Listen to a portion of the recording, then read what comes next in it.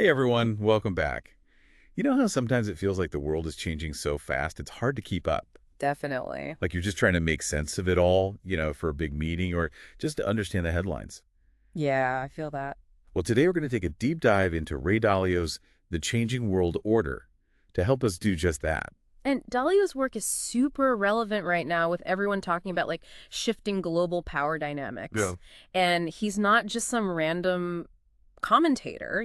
Exactly. He founded Bridgewater, which is one of the biggest hedge funds in the world. Yeah, he's known for this unique approach, Totally. almost like he's reverse engineering history or something. He Hmm. sees everything like from markets to entire empires operating like a giant machine. Exactly. He thinks everything runs on these cause and effect relationships. Right. And by studying those relationships in the past, we can get a better idea of what might be coming Okay, next. so let's get into the nuts and bolts of his framework. Yeah. He identifies 8 key types of power that determine an empire's strength. Yeah. It's almost like a checklist for world domination. It is kind of like a checklist. Okay, so you've got education, innovation, and technology competitiveness, military strength. Economic output, trade dominance, a leading financial center, and control over the world's reserve currency. Whoa, that's a lot to juggle. It is. You might be wondering, like, what exactly is a reserve currency and why does it even matter? Yeah, good question.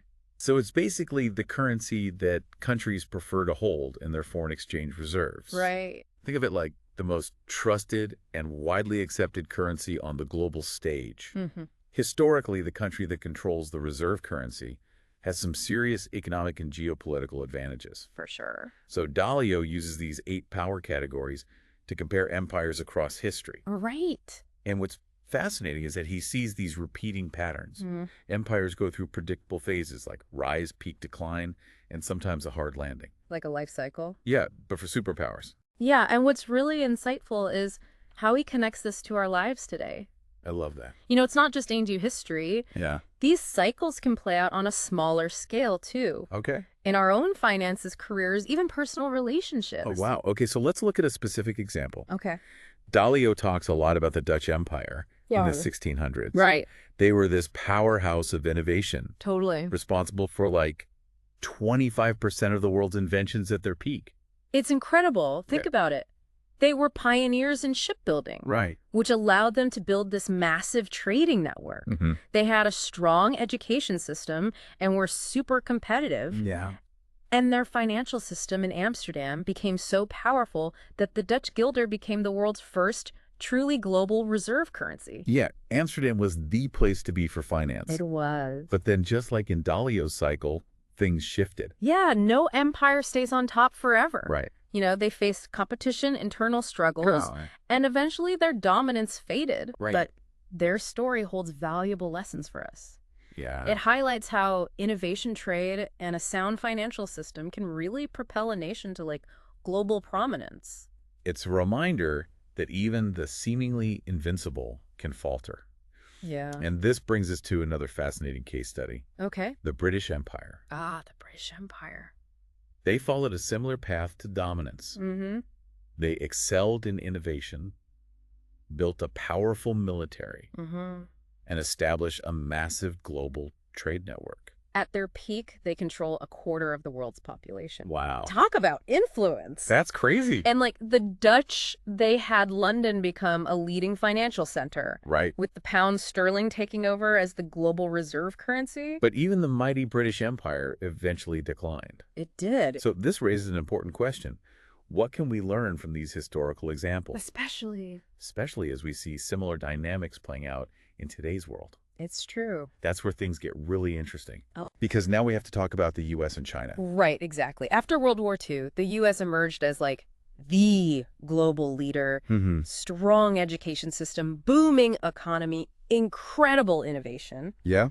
They basically shaped the post-war world order, and the dollar naturally became the dominant reserve currency. And a big part of that was because the U.S. held the majority of the world's gold reserves at the time. Right? They had that golden ticket. They did. But now Dalio suggests that even the U.S. is showing signs of decline. Yeah, he points to rising debt levels, those increasing wealth gaps we hear so much about, Uh-huh. and of course those deep political divisions that seem to be pulling the country apart. Yeah, it's like cracks are starting to appear in the foundation. And then you have the rise of China.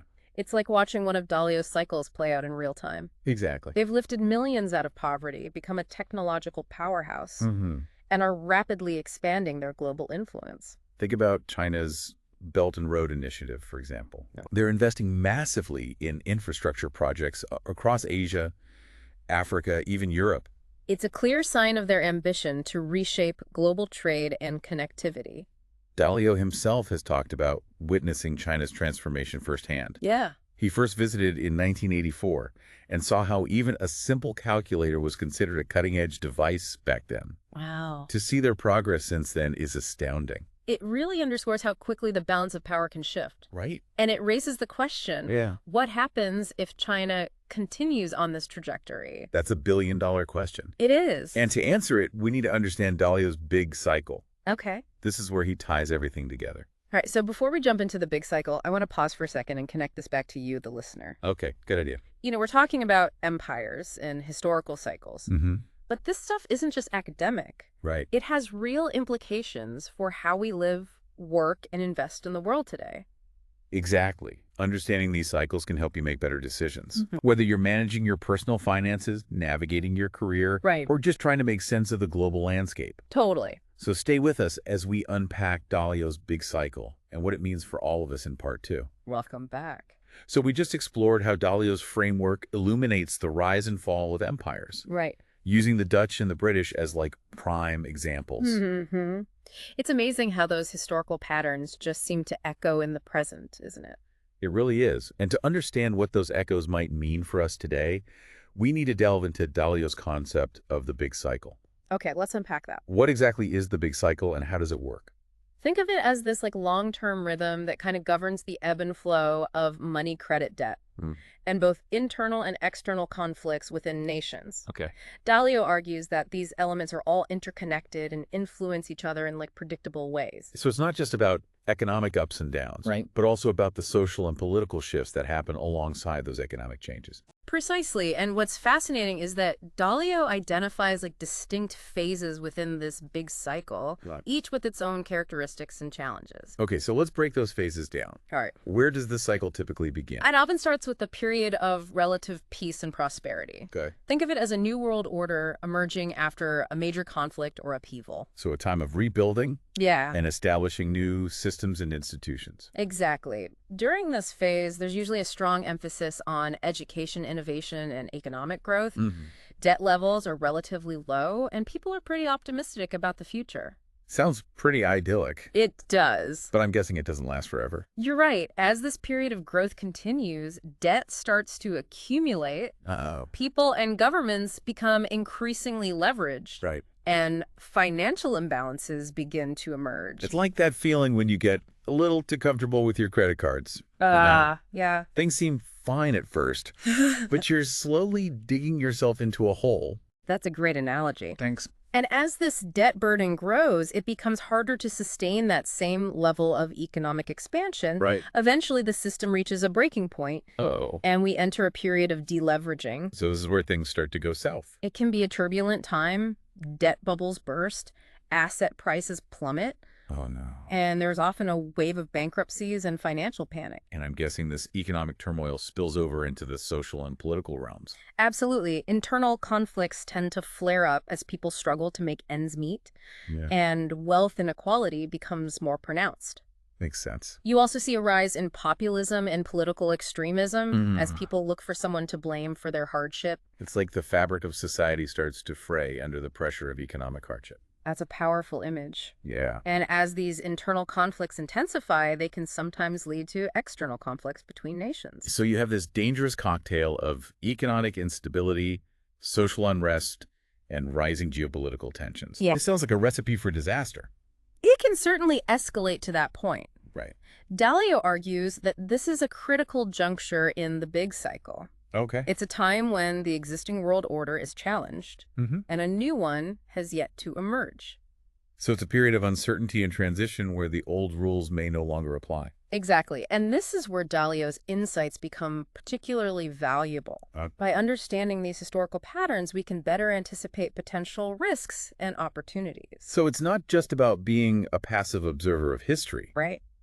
but about using that knowledge to make more informed decisions in the present. Precisely. For example, if you understand how debt cycles work, Uh-huh. you might be more cautious about taking on excessive leverage during periods of economic expansion. You might also be more inclined to diversify your investments across different asset classes and currencies, Right. knowing that the global landscape is constantly shifting. Those are excellent points. And it's not just about financial decisions. Understanding these cycles can also inform your career choices, Wow. your political engagement, even your personal relationships. So it's really about developing a more nuanced and informed perspective on the world. Yeah. One that takes into account these long-term historical trends. Exactly. And this brings us back to the question of where the U.S. and China fit into all of this. Right. We were talking about how the U.S. is showing signs of decline, while China is rapidly ascending. Yeah. How does Dalio's big cycle shed light on this dynamic? Dalio suggests that the U.S. might be entering a period of deleveraging and internal conflict. Okay.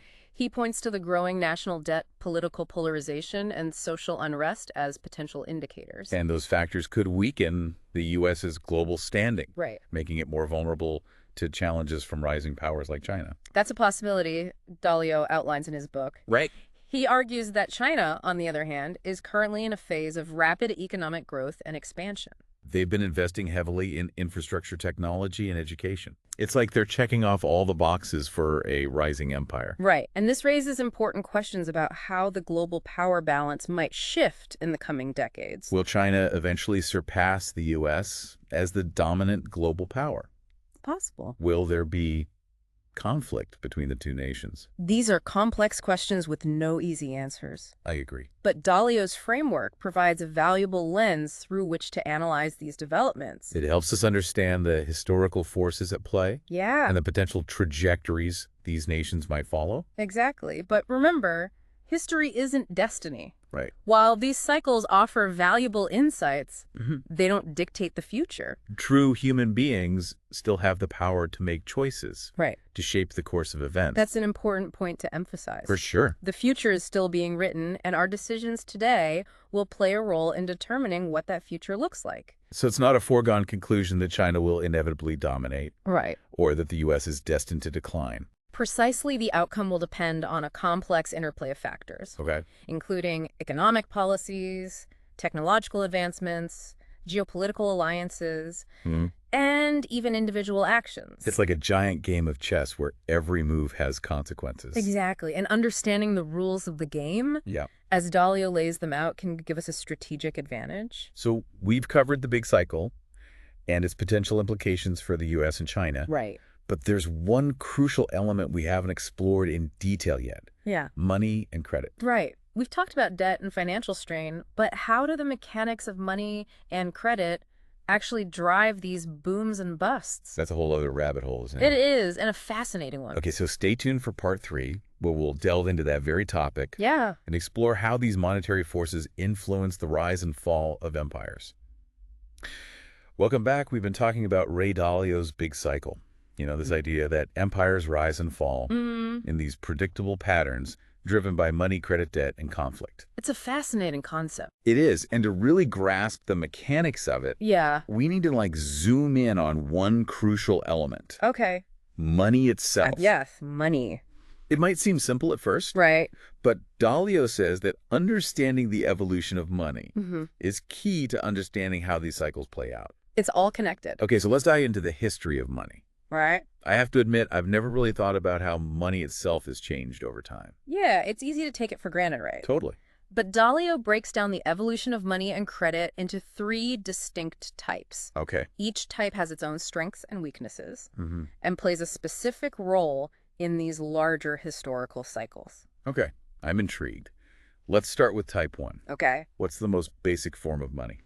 The first type is what Dalio calls money type 1. Okay. This is the most straightforward, Right. where money is directly linked to a tangible asset like gold or silver. Like those old pirate movies with treasure chests full of gold coins. Exactly. That's money type 1 in action. So the value of the money is directly tied to the value of the underlying asset. Right.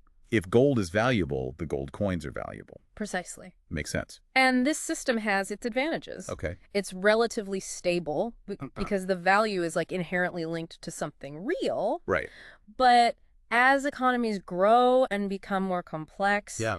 this type of system starts to show its limitations. I could see that. Imagine trying to buy a house with a sack full of gold coins. Yeah, not very practical. Not really. So how did we move beyond sacks of gold? Yeah, what's money tech 2? Money type 2 emerges when you have paper money that represents a promise to deliver a tangible asset like gold. Okay. This is where things get a bit more abstract All right. because the value is tied to trust in that promise. Okay. You're essentially holding an IOU backed by gold. So instead of carrying around heavy gold, I can carry around a piece of paper Right. that says I can trade this in for gold if I want to. Exactly. Yeah, definitely makes things easier. It does. This system allows for more flexibility. It facilitates larger transactions Okay. and even promotes international trade. But it also introduces a new element of risk, right? It does. What if the issuer of that paper money can't actually deliver the gold when people demand it? Exactly. What if people lose trust in that promise? That's a danger. That sounds like a recipe for financial chaos. It can be.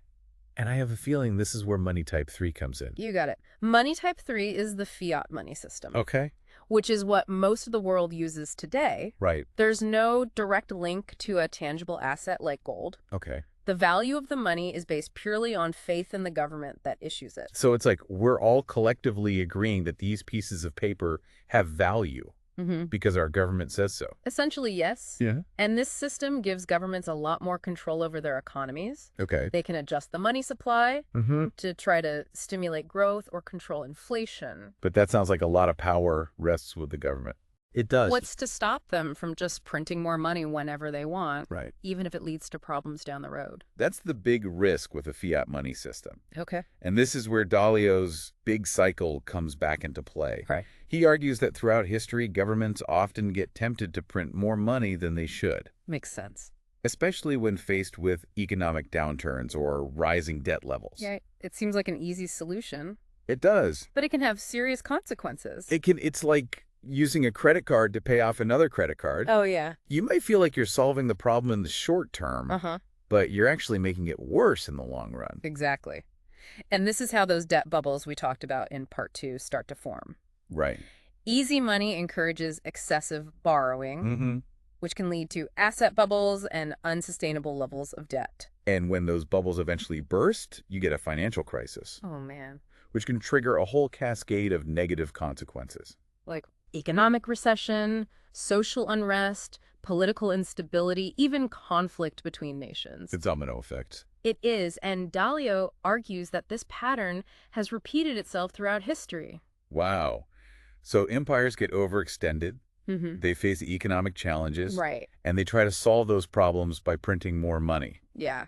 which ultimately accelerates their own decline. It's a vicious cycle. This all feels a bit like a cautionary tale. It is. If we know this pattern exists, why do we keep making the same mistakes? That's the million-dollar question Dalio suggests. It comes down to human nature. Okay. Short-term thinking often trumps long-term consequences. Right. Politicians are incentivized to please their constituents in the present, Uh-huh. even if it means creating problems for the future.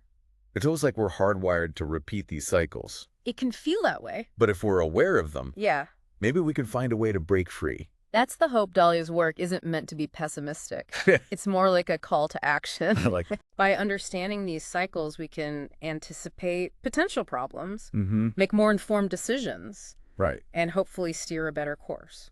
So how do we actually apply these insights to our own lives? Good question. How can we navigate this changing world order in a way that benefits us, Right. rather than leaving us at the mercy of these cycles? Here are a few key takeaways. Okay. First, stay informed, Hmm. understand how the global economy works, Mm-hmm.